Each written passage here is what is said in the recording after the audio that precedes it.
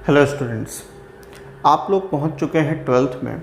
और ट्वेल्थ में आते ही बहुत सारे ख्याल आए होंगे कि इस बार एग्ज़ाम में हम ये इतना मार्क्स गेन करेंगे, इतना अच्छा परसेंटेज लेके आएंगे, सारी चीज़ें आप सोच चुके हो।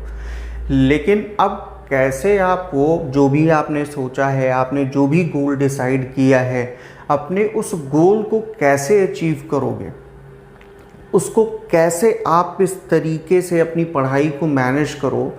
ठीक है, इस तरीके से पढ़ो कि आपने जो डिसाइड किया मार्क्स गेन करने का, वो मार्क्स आपको मिले, वो परसेंटेज आपके आए। तो उसके लिए क्या क्या ज़रूरी है, ठीक है, वो देखिए। क्योंकि हमारे बच्चे, जो भी बच्चे हैं जिनको मैं भी पढ़ाता हूँ, वो भी ये गलतियाँ बार बार करते हैं, बार बार वो गलतियाँ दोहराते हैं। वो ये भी नहीं सोचते कि हाँ इससे मेरा नुकसान होगा, और जब एग्ज़ाम होता है तब वो पछताते हैं कि काश मैंने ऐसा किया होता।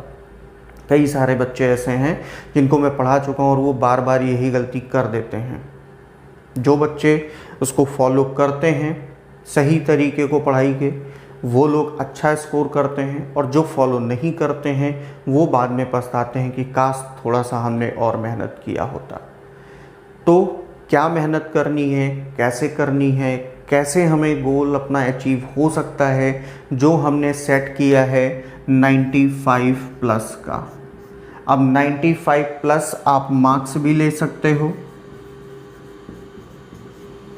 आप 95% भी ले सकते हो, 95 प्लस परसेंटेज भी ले सकते हो, और ये किसी भी सब्जेक्ट में अप्लाई हो भी सकता है इजीली। तो हमें उसके लिए करना क्या है, देखिए, सबसे पहली गलती हम जो करते हैं ना, हमें अपने सिलेबस के बारे में ही नहीं पता होता।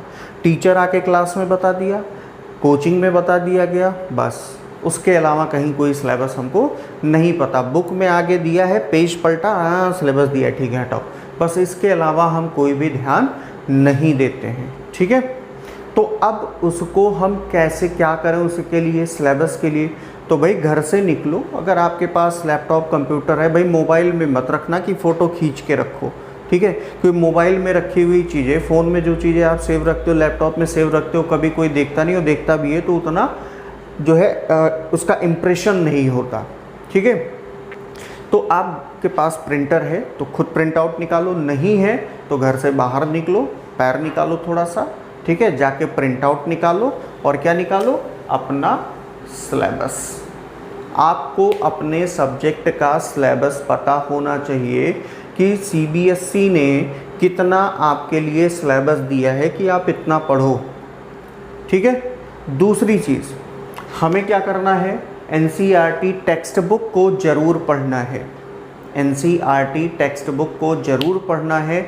रिफ्रेशर आप यूज़ कर रहे हो तो करते रहो, कोई दिक्कत नहीं, रिफ्रेशर आप यूज़ करो, उसमें ज़्यादा क्वेश्चन होते हैं, आपको बहुत सारी बेनिफिट मिलेंगी, उससे भी मिलेगा। ठीक है, लेकिन एनसीईआरटी टेक्स्ट बुक कोई बच्चा नहीं पढ़ता, रिफ्रेशर ले लिया, काम खत्म। अरे एनसीईआरटी बहुत सस्ती बुक है, बहुत कम दाम में आती है, लेकिन उसको पढ़ने से आपको बोर्ड के बहुत सारे क्वेश्चंस उसमें मिलेंगे। ठीक, तो एनसीईआरटी के टेक्स्ट बुक को ज़रूर पढ़ना है। ठीक है, हाँ, अगर कोई अकाउंट का स्टूडेंट है तो अकाउंट के स्टूडेंट के लिए, अकाउंटेंसी के लिए जो भी रिफ्रेशर वो यूज़ कर रहा है, उसके साथ साथ वो एक अल्टीमेट बुक ऑफ अकाउंटेंसी भी आती है। ठीक है, उसके ऑथर डॉक्टर विनोद कुमार जी हैं। तो उसमें अगर आपको स्टार्टिंग से कुछ नहीं समझ में आ रहा ना, तो इस तरीके से एक्सप्लेन किया गया है, इस तरीके से उसमें प्रेजेंट किया गया, उसका प्रेजेंटेशन अच्छा है कि आप उसकी हेल्प से बहुत आसानी से समझ सकते हो। जैसे नोट्स का काम कर जाएगा वो आपके लिए, है बुक, लेकिन आपके नोट्स के लिए भी काफ़ी हेल्प करेगा, आपको उसमें से ढूंढने में काफ़ी आसानी होगी। तो वो भी आप देख सकते हो। बाकी आप जो यूज़ कर रहे हो आप वो यूज़ कर सकते हो, उसमें कोई वो नहीं है, सारी बुक्स अच्छी होती हैं। ठीक है, लेकिन ये थोड़ा कुछ अलग डिफरेंट बुक है, हमने पढ़ा है इसलिए बोल रहे हैं। फिर तीसरी चीज़ आती है कि सिलेबस मैनेजमेंट। भाई अगर आप कॉमर्स के स्टूडेंट हो और आपको मैनेजमेंट नहीं आता तो फिर क्या आता है, क्योंकि मैनेजमेंट तो बहुत ज़रूरी है। अब ये सर सिलेबस का मैनेजमेंट क्या है, तो सिलेबस का मैनेजमेंट है कि भाई जो सिलेबस हमारे सब्जेक्ट का है हम उसको कितने दिन में कंप्लीट करेंगे और कैसे कंप्लीट करेंगे। अगर आपको ये कहा जाए, ठीक है, कि आप एक हाथ से एक रोटी का टुकड़ा मुंह में डालो और दूसरे हाथ से गिलास से पानी डालो, क्या पॉसिबल है? 2 काम साथ में हो सकता है? नहीं। तो ऐसे ही सारी चीज़ें, या आपके सामने 10 रोटी रख दी गई कि खा लो, तो 10 उठा के एक साथ मुंह में डालोगे? नहीं, थोड़ा थोड़ा, है ना। या आपके पास सामने कुछ भी खाने के लिए है, खाने के लिए, या मान लो आपके पास 4 शर्ट है और आपसे बोला जाए कि सब एक साथ पहन के चलो, तो क्या सब पहन के चलोगे? उसका भी आपने मैनेजमेंट कर रखा है कि आज ये पहनेंगे, कल वो पहनेंगे, अभी थोड़ा सा खाएंगे, फिर शाम को सुबह नाश्ता करेंगे, दोपहर में लंच करेंगे, फिर रात में डिनर करेंगे। सारी चीज़ों का एक मैनेजमेंट है। तो ऐसे आपके सिलेबस का भी मैनेजमेंट है। भाई सुबह का नाश्ता, लंच और डिनर साथ में खा लोगे तो क्या होगा? पेट ही तो ख़राब होना है। तो यहाँ पे हमें ये ध्यान देना है कि अपने सिलेबस का मैनेजमेंट कैसे करें। और मैनेजमेंट करने का अच्छा तरीका है कि आप उसको पार्ट्स में डिवाइड कर दो कि कितना सिलेबस हमें कितने दिन में पूरा करना है। ठीक है। और ये जो आपको करना है, ये कब से करना है? बिगिनिंग से। ठीक है, नॉट एग्ज़ाम टाइम। ये आपको एग्ज़ाम टाइम में बिल्कुल भी नहीं करना है। ये आपको कब से करना है? बिगिनिंग से, स्टार्टिंग से। यानी जब से आप 12th में गए, 1-2 महीना बीत भी गया है तो कोई बात नहीं है, लेकिन अब हमें ध्यान देना है कि हम अपने सिलेबस को पार्ट्स में डिवाइड करके, और हम एक टारगेट सेट करेंगे कि कितना हम एक दिन में पढ़ेंगे, हफ्ते में पढ़ेंगे या महीने में पढ़ेंगे। ठीक है। लेकिन अगर हम डेली रखें तो ज़्यादा बेटर होगा कि चलो हमारा जो सिलेबस है, सिलेबस से अपने कुछ उठा लिया, 1 यूनिट उठाया, उसका एक टॉपिक हम एक दिन में पूरा करेंगे। First topic, second topic second day चला जाएगा। ठीक है, ये सेकंड डे चला गया। या मान लो सेकंड टॉपिक आपका बहुत बड़ा है तो इसको हम 2 दिन में कंप्लीट करेंगे, तो सेकंड डे और थर्ड डे 2 दिन हम सेकंड टॉपिक में लगा देंगे। ऐसे आप कर सकते हो। तो हमें सिलेबस का मैनेजमेंट करना है, सही से उसको डिवाइड कर लेना है, जिससे वो हमारे ऊपर बोझ भी ना लगे और जल्दी काम ख़त्म भी हो जाए। ठीक है, तो ये ध्यान देना है। नेक्स्ट हमें क्या ध्यान देना है कि प्रॉपर नोट्स हो। प्रॉपर नोट्स का मतलब ये नहीं कि अपने स्कूल के टीचर को बेवकूफ़ बनाने के लिए नोट्स बनाओ, या आपको कहीं से PDF मिल गया, उस PDF को छाप लो। ऐसा बिल्कुल भी नहीं करना है। जो आप पढ़ो, जो आपको पढ़ाया गया, आप उसको अपने हाथों से लिखो, क्योंकि दूसरे का लिखा और कहीं पे अगर ऐसे ही किसी दूसरे का लिखा समझ में आ जाता तो बुक में तो सॉल्यूशन भी है, क्यों आप सॉल्व करते हो? ना सॉल्व करो, सॉल्यूशन देखो और बोर्ड एग्ज़ाम दे आओ।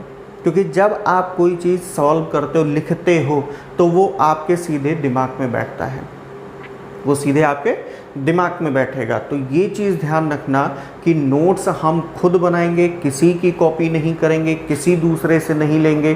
ठीक है, और डेली के डेली नोट्स बनाएंगे। जितना पढ़ेंगे उतने का हम डिटेल नोट्स बनाएंगे, सारी चीज़ें उसमें हों। ठीक है। और नेक्स्ट क्या है कि नोट्स तो हम प्रॉपर बना लेंगे, ठीक है। फिर हमें क्या करना है? प्रीवियस ईयर के नोट्स बनाया, हमने चैप्टर पढ़ा, तो हमें प्रीवियस ईयर के क्वेश्चंस को भी साथ में ही सॉल्व करना है। बहुत बच्चे क्या करते हैं ना कि प्रीवियस ईयर के जो क्वेश्चंस के पीछे पढ़ते हैं वो नवंबर दिसंबर से पढ़ते हैं, जब सैम्पल पेपर मंगवाते हैं। तो वहाँ पे वो क्या करते हैं कि जब क्वेश्चन सॉल्व करते हैं तो बार बार डिस्टर्ब होते हैं कि ये किस चैप्टर का है, ये किस चैप्टर का है, ये किस चैप्टर का है, ये किस चैप्टर। तो ये कन्फ्यूज़न दूर करने के लिए जो चैप्टर वाइज आपके जो है सैम्पल पेपर आते हैं, बहुत सारे ऐसे सैम्पल पेपर हैं या बोर्ड एग्ज़ाम की हेल्प के लिए, सेल्फ स्टडी के लिए बुक्स आती हैं जो किस में हेल्प करेंगी? प्रीवियस ईयर के क्वेश्चन में। और वो चैप्टर वाइज दिया होगा। जो प्रीवियस ईयर क्वेश्चन होगा वो कौन सा होगा? चैप्टर वाइज होगा। तो चैप्टर वाइज ही हमें क्वेश्चन को सॉल्व करना है। जो प्रीवियस ईयर के क्वेश्चंस होंगे, एक चैप्टर पढ़ा या एक चैप्टर का एक टॉपिक पढ़ा, तो उस टॉपिक का हमें प्रीवियस ईयर में आया हुआ क्वेश्चन अभी सॉल्व कर लेना है। क्योंकि प्रीवियस ईयर के जो क्वेश्चंस आए हैं उन्हीं से रिलेटेड क्वेश्चन हर बार आते हैं। सिमिलर क्वेश्चन होते हैं, सेम नहीं होता कि बिल्कुल वही क्वेश्चन होगा, लेकिन उस टाइप का ही क्वेश्चन होता है, थोड़ा बहुत लैंग्वेज घुमाया होता है। तो अगर हमें अच्छा स्कोर करना है तो प्रीवियस ईयर का क्वेश्चन आज से और अभी से हमें सॉल्व करना ही पड़ेगा। फिर इसके बाद हमें क्या ध्यान देना है कि हम प्रॉपर रिवीजन करते रहें। अब रिवीजन का मतलब ये नहीं कि हम रोज़ के रोज़ ही रिवीजन करें। आप वीक में एक दिन डिसाइड कर लो, हफ्ते में एक दिन डिसाइड करो या 2 दिन डिसाइड कर लो कि हमें सैटरडे और संडे, ठीक है, क्योंकि संडे को तो छुट्टी ही होती है, सैटरडे को बहुत जगह जल्दी छुट्टी हो जाती है, किसी किसी स्कूल में, बहुत सारे स्कूलों में, है ना। तो सैटरडे और संडे 2 दिन हमारे पास बहुत टाइम है। हम अपना एंटरटेन भी हो सकते हैं, जो भी हमें मूवी वगैरह कुछ भी करना है हम वो भी बड़े आराम से कर सकते हैं। ऐसा नहीं कि सिर्फ हम किताबी कीड़ा बन के रह जाएं, ठीक। बाहरी चीज़ों के बारे में भी, हमें दुनिया के बारे में भी जानना चाहिए, ठीक। तो हम सारी चीज़ों के साथ मैनेज कर सकते हैं कि जो एक हफ्ते में पढ़ा है उसको हम रिवाइज़ कर सकें। एक हफ्ते में जो भी पढ़ा है उसको हम रिवाइज़ कर सकें आसानी से। और रिवीज़न करने के साथ साथ आपको क्या करना होगा, एक शॉर्ट नोट्स बनाना होगा, या हम जिसको क्या बोल सकते हैं, रिवीज़न नोट्स। और रिवीज़न नोट्स क्या होगा, शॉर्ट होगा। क्या होगा, शॉर्ट में रिवीज़न नोट्स होगा। ऐसा नहीं कि जो एक बार हम पूरा डिटेल में लिख चुके हैं तो पूरा डिटेल में लिखें।